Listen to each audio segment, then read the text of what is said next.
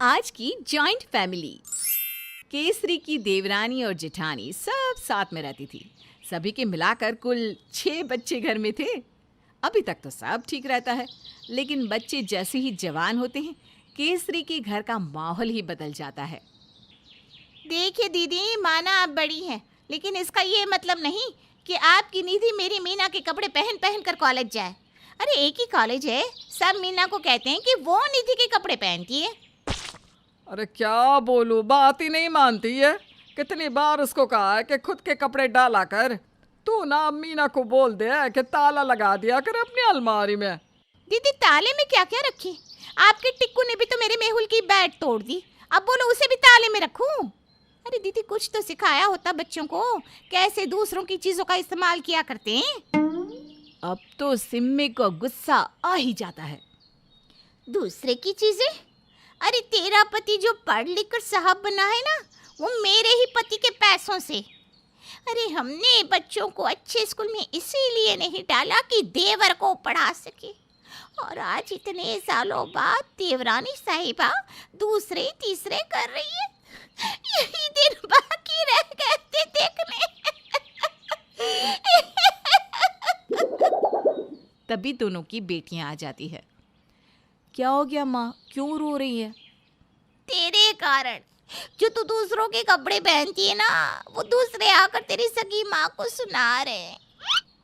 क्या है माँ, मीना को तो कोई परेशानी नहीं है, वो भी तो मेरे कपड़े पहनती है। और माँ मैं क्या करूँ, आप मुझे जीन्स पहनने ही नहीं देती तो मुझे मीना की पहननी पड़ती है। और तेरा भाई, तेरे भाई ने क्यों मेहुल की बैट तोड़ी बताओ? ये तो सिर्फ ट्रेलर है, पिक्चर अभी तो बाकी है। शाम को जब सबके पति घर आते हैं और खाने की टेबल सज जाती है तो माँ खीर लाओ ना जल्दी से। राजेश सारी खीर खा जाता है। अरे सुन तो, ये खीर चाची ने वो मेहुल। लेकिन तब तक देर हो चुकी थी। सारी की सारी खीर राजेश के पेट में, और ये देखकर मेहुल चिल्लाने लगता है। क्या है राजेश, शर्म नहीं आती? कितने दिन बाद बोल बोल कर तो घर में खीर बनी थी। न जाने क्यों सब मेरे ही बेटे के पीछे पड़े रहते हैं। कोई उसकी खीर खा लेता है, कोई बैट तोड़ देता है। भाभी और केसरी दोनों सुन लो, आप दोनों मिली हुई हो। आप लोग चाहती ही नहीं कि मैं इस घर में रहूं। हम नहीं चाहते। अरे एक कटोरी खीर कौन बनाता है? हाँ हाँ, घर में तो दूध की नदियां बह रही है ना। खाना सबको है, लेकिन लाना किसी को नहीं। सब मेरे पति लाए। अरे 4 पैसे ज्यादा कमाता है तेरा पति, इसलिए लाता है। और ये परिवार है, यहाँ मेरा तेरा कुछ नहीं होता। 4 पैसे ज्यादा कमाता है तो अपनी मेहनत से कमाता है, किसी का चोरी करके नहीं लाता। और मेहनत तो कोई भी कर सकता है। तभी रानी का पति आ जाता है, हाथ में राशन का ढेर सारा सामान लेकर। भाभी, ओ भाभी, ये लो सामान, और कुछ चाहिए होगा तो व्हाट्सएप कर देना। भाभी जल्दी से कुछ खाने को दे दो ना, भूख लगी है। सिमी रानी को देखती है, जैसे बोल रही हो, देखा ज्यादा पति पति करती है ना, ये परिवार है और यहाँ सब एक है। मैं लाती हूँ खाना। अरे नहीं नहीं, भाभी देंगी। तुम ना मेरे कपड़े पैक कर दो, 2 दिनों के लिए टूर है मेरा। और राजेश क्या बात है, बड़े हैंडसम लग रहे हो। पापा मेरे हिस्से का खीर जो खा रहा है हैंडसम ही लगेगा। घर की औरतें देखती ही रह जाती है। सारे बच्चे लड़कर फिर एक हो जाते हैं, लेकिन औरतें लड़ती ही रह जाती हैं। और सामने से आ रही होती है मीना और निधि। देख लो रानी, तुम्हारी मीना ने मेरी निधि का सूट पहना है, वो भी सबसे महंगा वाला। उसे नहीं बताया कैसे दूसरे के कपड़े नहीं पहनते हैं। अभी खबर लेती हूँ मैं इसकी। रानी कमरे में चली जाती है। उसके जाने के बाद क्या दीदी, आप भी रानी की टांग खींच रही हैं। लेकिन ये क्या, तभी केसरी का बेटा राजेश सिमी की बेटी का बाल खींचकर भाग जाता है। अब सिमी की बेटी रोती हुई उन लोगों के पास आती है। देखिए ना चाची, राजेश भैया को बाल पूरे खराब कर दिए, अभी मुश्किल से चोटी बनाई थी। क्या है केसरी, क्यों नहीं सिखाती हो राजेश को? किसी की खीर खा जाता है तो इसके बाल ही खींच दिए। अरे दीदी, दोनों बड़े बड़े बच्चे हैं, कॉलेज जाते हैं, कोई छोटे बच्चे थोड़ी ना है। ला निधि, तेरी चोटी मैं बना देती हूँ। रहने दे केसरी, कुछ नहीं सिखाया तूने राजेश को कि दूसरों की बच्चियों के बाल नहीं खींचते। दूसरे के बच्चे? अरे एक घर में चाचा ताऊ के बच्चे क्या दूसरे घर के बच्चे होते हैं?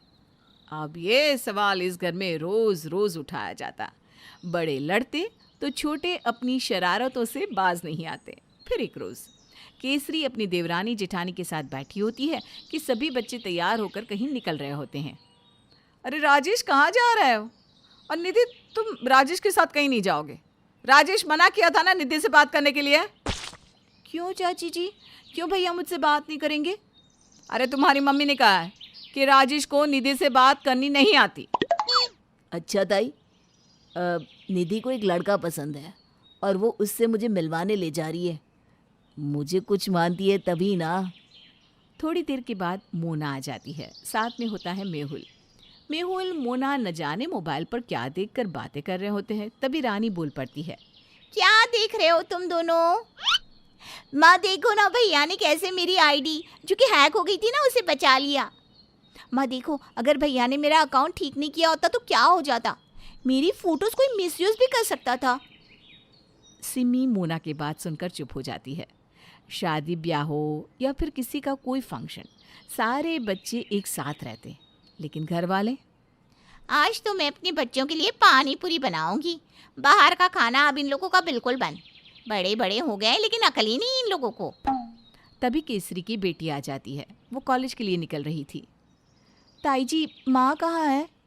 अब मुझे क्या पता तेरी माँ कहाँ है, सारा दिन तो कमरे में ही बंद रहती है। ताई जी, क्या बना रही है? मैं भी खाऊंगी। हाँ हाँ, क्यों नहीं। तुम्हारी माँ सारा दिन कमरे में होंगी और मैं सबके लिए खाना बनाऊं है। तभी केसरी आ जाती है। अरे मैं बना दूंगी तेरे लिए, हर बार क्यों मांगती है दूसरों से खाना?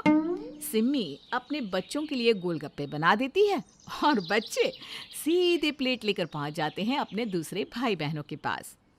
आओ आओ, गोलगप्पे खाते हैं। माँ, हम कमरे में नहीं, यहाँ हॉल में बैठकर ही खाएंगे। माँ आप भी मदद कर दो ना। वो क्या है ना, चाची थक जाएंगी इतना सारा अकेले बनाते बनाते। केसरी सिम्मी के साथ गोलगप्पे बनाने लगती है कि तभी बाहर से फिर से लड़ने की आवाज आने लगती है। मेरे बच्चे तो खैरियत से खाना भी नहीं खा सकते। न जाने लोग अपने बच्चों को तमीज क्यों नहीं सिखाते। कहने को 20-20 साल के हो रहे हैं लेकिन अकल रत्ती भर नहीं है। दोनों बाहर आती हैं तो सभी हंस हंस कर बातें कर रहे थे। पता है राजेश भैया, मेरे कॉलेज में जो नई टीचर आई है ना, वो आपके कॉलेज से आई है। हर बात पर अपनी पुरानी जॉब के बारे में बोलती रहती है। अरे माँ, चाची, आप लोग यहाँ क्यों खड़े हो? अरे जाओ ना, हम लोगों के लिए और गोलगप्पे लेकर आओ ना। तीनों देवरानी जेठानी अब किचन में साथ होती है। एक दूसरे को देखकर कहती हैं, हम लोगों को समझ जाना चाहिए कि हम भले ही अपने बच्चों के लिए आपस में लड़ते हैं, लेकिन ये बच्चे एक दूसरे से बहुत प्यार करते हैं। हाँ सही बात है। ये सारे कजिन्स एक दूसरे पर जान छिड़कते हैं। हम तो फालतू में ही इन लोगों के लिए लड़ते रहें। ये ना बिना किसी के खा सकते हैं ना सो सकते हैं। ये सब एक दूसरे के लिए हमेशा खड़े रहते हैं। ज़रूरी नहीं कि सगा भाई बहन का ही प्यार प्यार होता है। चाचा ताऊ बुआ मामा के बच्चे भी अपने भाई बहन ही होते हैं। वो दोस्त भी होते हैं और परिवार भी। तभी मेहुल आ जाता है। साथ में होते हैं राजेश, मोना और निधि। बिल्कुल सही, हम सब एक दूसरे के बिना रह ही नहीं सकते। अच्छा है कि ये बात आप लोग समझ गए और अब इस घर में कम से कम हम लोगों के लिए तो लड़ाई नहीं होगी, क्यों?